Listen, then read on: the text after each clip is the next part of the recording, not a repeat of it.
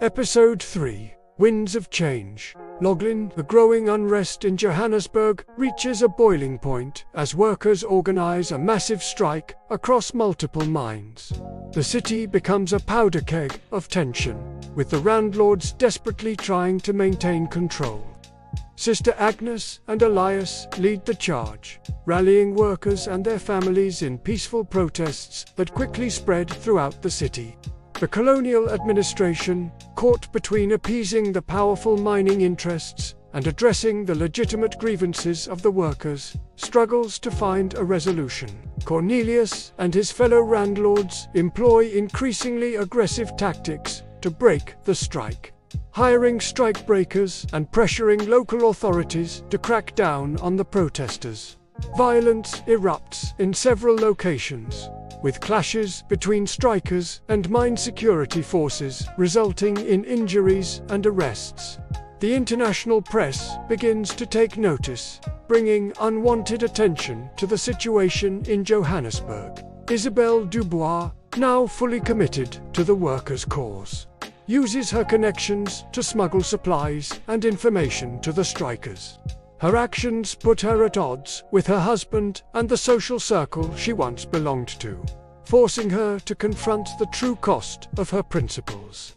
As the strike drags on, the economic impact on the city becomes severe, with businesses shuttering and tensions rising between different communities. In the midst of the chaos, a charismatic young lawyer named Thomas Nkosi emerges as a powerful voice for the African workers.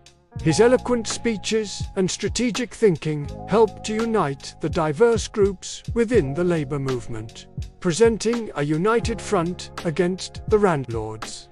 Nkosi's rise marks a significant shift in the political landscape, as African leaders begin to take a more prominent role in shaping the future of Johannesburg. Episode 4: The Tipping Point. Loglin. As the strike enters its second month, the colonial government finally intervenes, pressured by both international opinion and the economic fallout. A commission is established to investigate the working conditions in the mines and the grievances of the workers.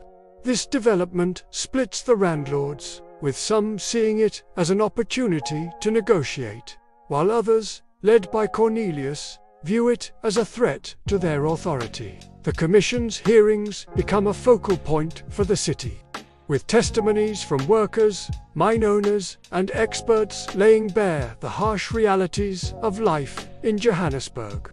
Sister Agnes and Elias work tirelessly to ensure that the workers' voices are heard, while Thomas Nkosi uses his legal expertise to present a compelling case for reform. The proceedings reveal not only the dangerous working conditions, but also the systemic racism and exploitation that underpin the entire mining industry. As public opinion begins to shift, cracks appear in the once solid front of the Randlords. Some, seeing the writing on the wall, begin to distance themselves from Cornelius and his hardline approach. Isabelle Dubois, now openly supporting the workers, testifies before the commission, her insider knowledge providing damning evidence against the mining companies. Her actions lead to a final, bitter confrontation with her husband, marking the end of their marriage and her old life. The commission's findings, while not entirely satisfactory to the workers, represent a significant victory. New regulations are proposed to improve safety standards, limit working hours, and provide basic rights to the miners. The Randlords are forced to accept these changes, though many, including Cornelius, vow to find ways around the new rules. The strike ends with a sense of cautious optimism among the workers, who return to the mines with a newfound sense of solidarity and purpose. Episode 5: New Horizons. Loglin. In the aftermath of the strike and the Commission's rulings, Johannesburg enters a period of uneasy transformation. The implementation of the new regulations faces resistance from some mine owners, while others reluctantly adapt to the changing landscape. Sister Agnes and Elias work to ensure that the promised reforms are actually put into practice, facing ongoing challenges and threats from those who resent their influence. Thomas Nkosi, buoyed by his success during the commission hearings, begins to build a political movement that seeks to address the broader issues of racial inequality and political representation. His efforts attract both support and opposition, as the established power structures in Johannesburg grapple with the prospect of significant social change.